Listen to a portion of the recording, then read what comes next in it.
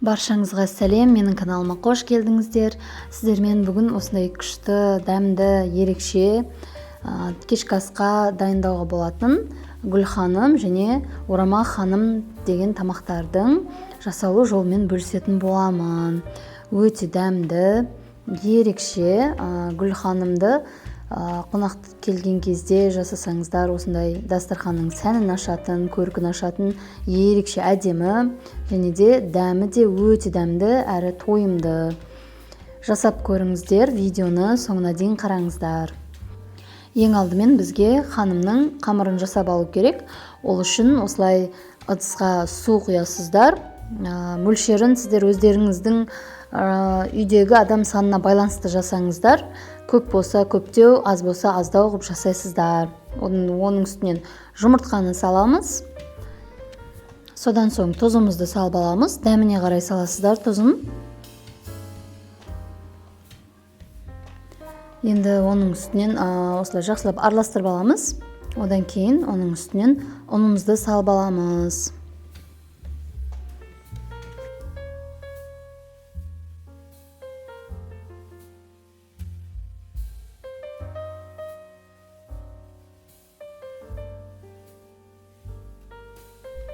Енді қамырымызды жасап аламыз.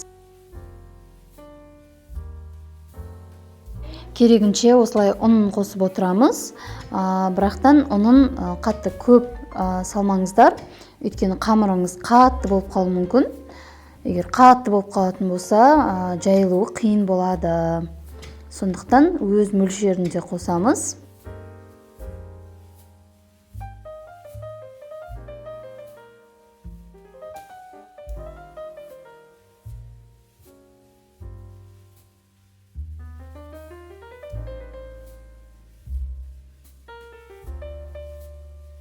Міне біздің қамырымыз дайын болды. Осылай үстінен басып, содан соң пакетке салып қоямыз. Біраз уақытқа илеуін қандырып қоямыз. Біраз уақыт тұрсын. Оған дейін біз ішіне салатын салмамызды дайындап аламыз. Бұл қамырды бір шетке қойып қоя тұрыңыздар.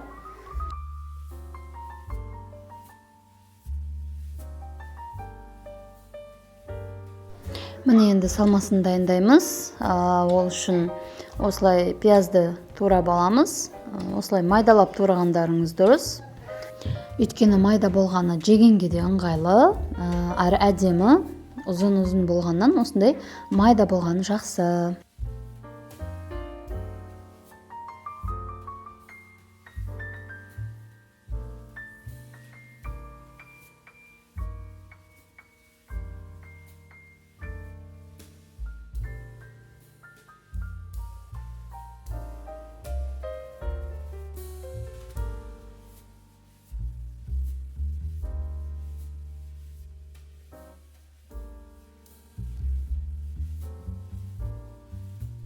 Міне барлық пиязымызды майдалап турап алдық.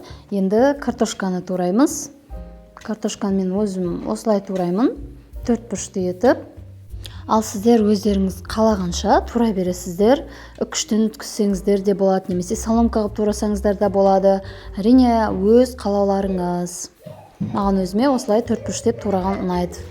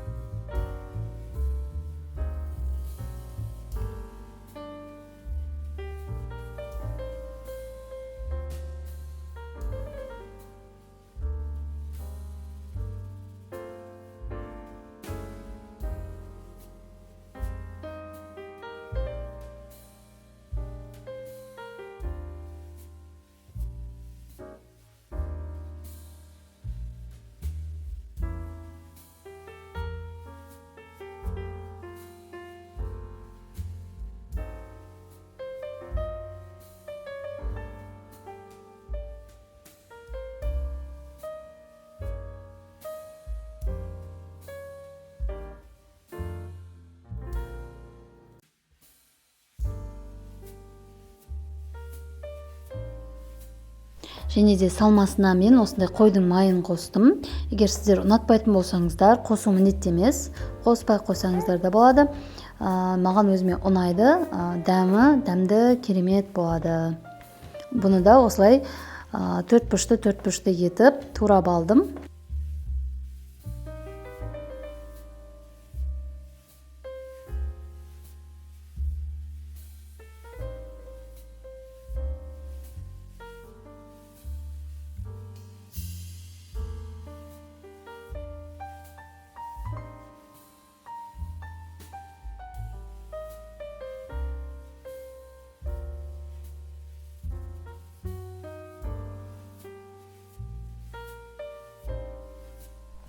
Енді осылардың үстінен тартылған етті, яғни фаршты қосып аламыз. Мөлшерін өздеріңіз қалағандай қоса бересіздер. Немесе бұны қоспай жасай берсеңіздер де болады. Ханым тамаққа фарш міндетті емес, бірақ дәмін жақсы келтіреді. Дәміне қарай тұз қосамыз және де бұрыш қосамыз.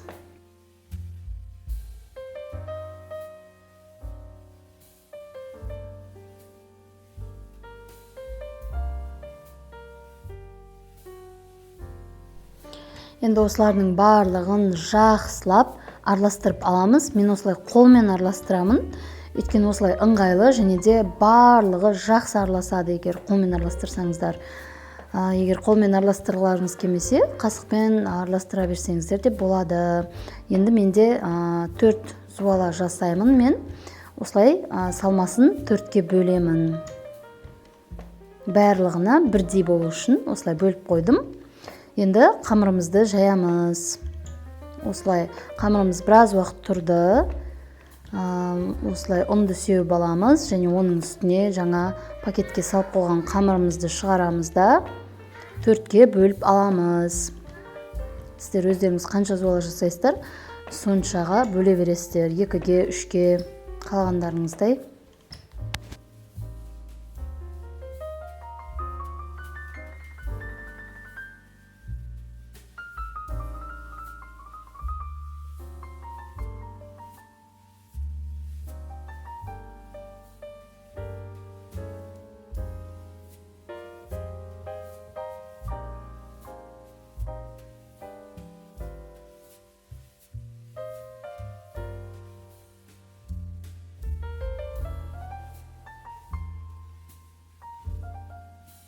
Мұны мен 4-ке бөліп алдым, барлығын зуалай етіп алдым. Енді бірінші зуаладан бастап жая беремін. Және қалған артығын осылай қайта пакетке салып қоямын.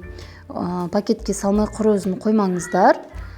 Осылай пакетке салып қоясыздар, жұмсақ болып, әдемі болып тұрады. Сол кезде жақсы жайылатын болады. Міне қамырымызға ұн сеуіп аламыз. Және де оқтаумен жаямыз.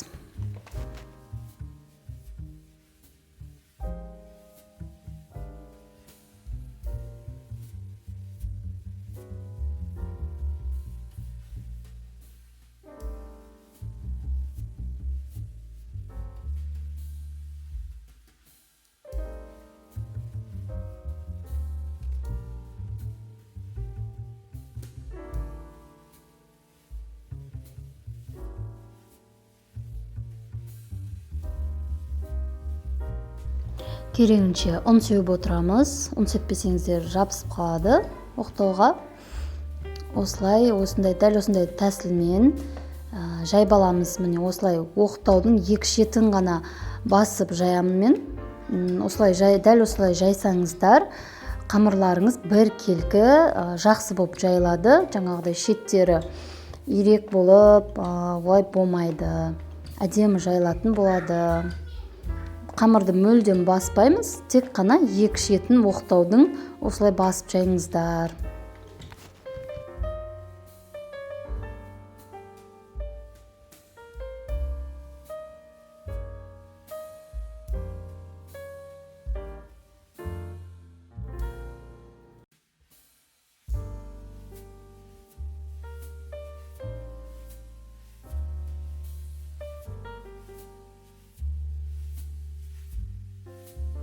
Міне мен қамырды жайып алдым. Осындай жұқа етіп жайыңыздар.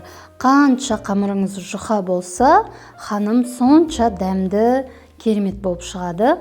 Міне енді майын жағып аламыз. Осылай кесішкамен жағасыздар. Және мен осы тәсілмен жағам. Міне тек ортасына ғана жағып аламын да, шеттеріне міне осы тәсілмен жағып шығамын. Көріп алыңыздар, осы оңайлау әрі уақытты көп алмайды. Барлық жағына былай кесішкамен жағып отырғанша осындай тәсілмен тезірек боласыздар.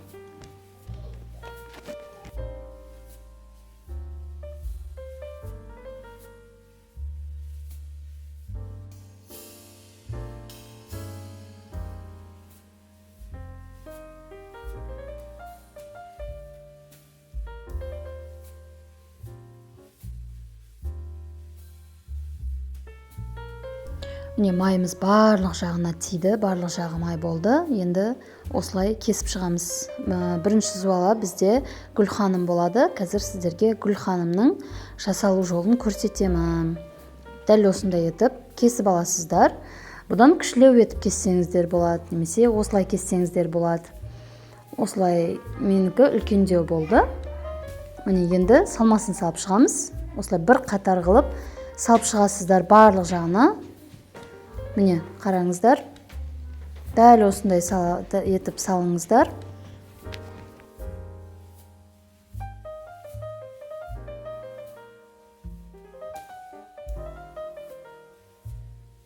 Енді осылай салмасын жауып, екі жағын осылай бір-біріне жабыстырамыз. Міне, енді дәл осылай орап шығамыз. Сонда бізде гүл тәрізді болып шығады. Әп-әдемі болып, шетін жабыстырып қоямыз. Міне. Осындай болып шығады біздің Гүл ханымдарымыз. Міне тағы да көрсетемін. Салмасын саламыз.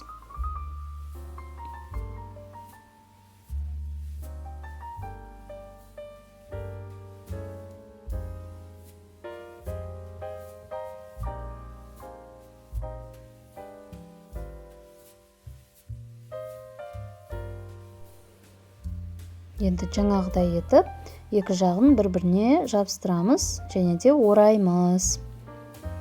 Міне бұл жерде менде көлем үлкендеу болды. Сіздер бұдан кішілеу етіп істесеңіздер болады. Бұдан кішілеу болса, саны көптеу шығады.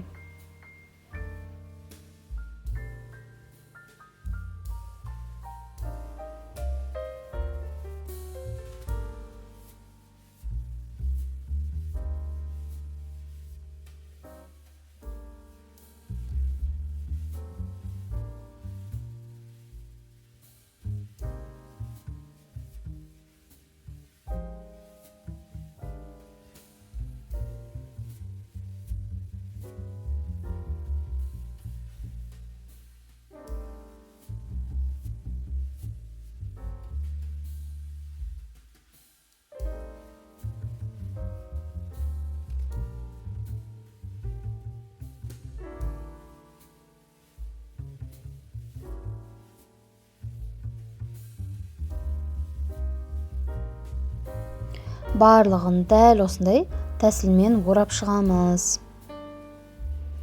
Дастарханға қойғанға өте әдемі көрінеді. Жасап көріңіздер. Еш қиындығы жоқ.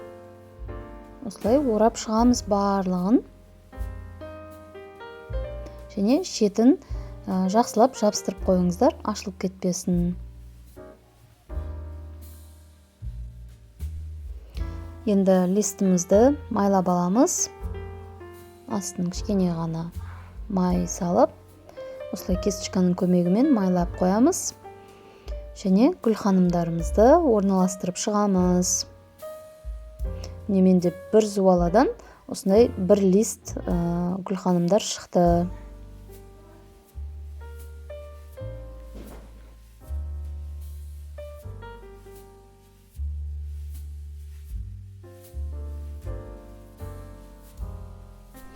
Бетіне де жаңағыдай кішкене ғана май жағып шығамыз. Сол кезде беттері құрғақ болмай, майлы әдем болып шығады.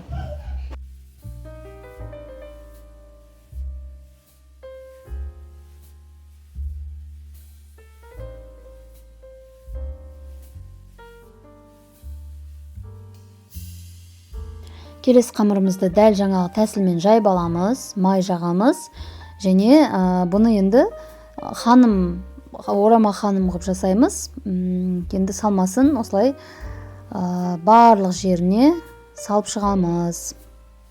Барлық жеріне тиетіндей етіп, қолмен дұрыстап салып аласыздар. Содан соң осылай ораймыз.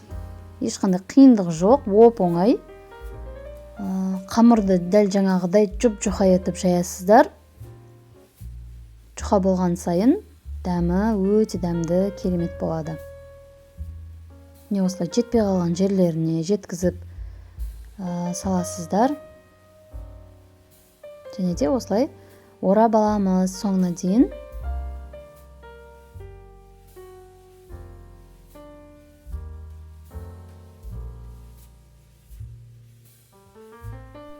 Листімізді майлап аламыз да, ханымымызды, орамамызды орналастырып шығамыз.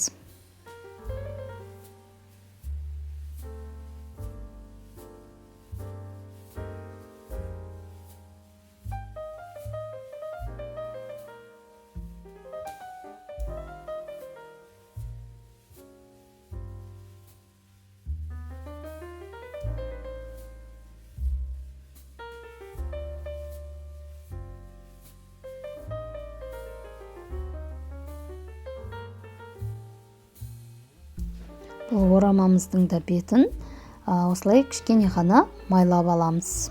Беті құрғақ болмас үшін.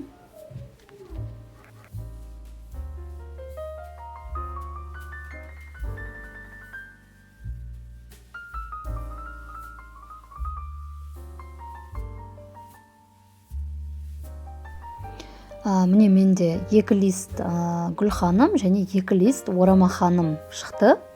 Жалпы 4 лист. Енді оны мантаваркаға саламын. Алдын ала жаңағыдай суын құйып қайнатып қоясыздар. Менің мантаваркам қайнап тұр. Енді осыны 45-50 минутқа қойып аламыз газге. Міне біздің ханым тамағымыз дайын болды. Қараңыздар, өте дәмді, жұп-жұқа, күшті болып шыққан. Енді осыны кесіп аламыз.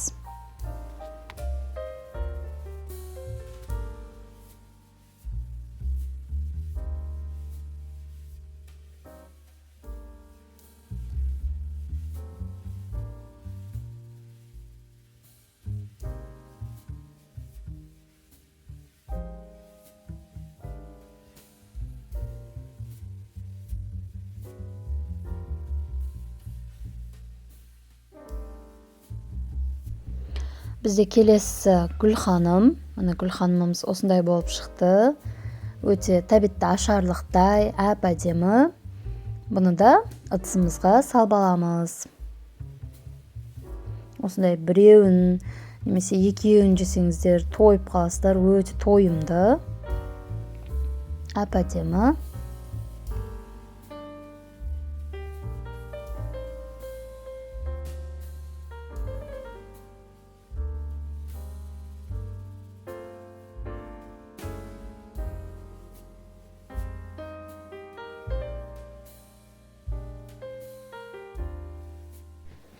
Бетіне осылай укроп сепсеңіздер болады. Көрінісін одан да әдемі етеді. Дайын болған тамағымызды дастарханға ұсына берсек болады. Қаймақпен, айранмен, жаңағыдай свежий салатпен, өздеріңіз не ұнатасыздар, сондай жаңағыдай заттармен, аджигамен қосып жесеңіздер керемет, одан да дәмі күшті болады. Видеоның соңына дейін қарағандарыңызға рахмет. Видео ұнаса лайк басып, менің парақшама тіркеліп қойыңыздар.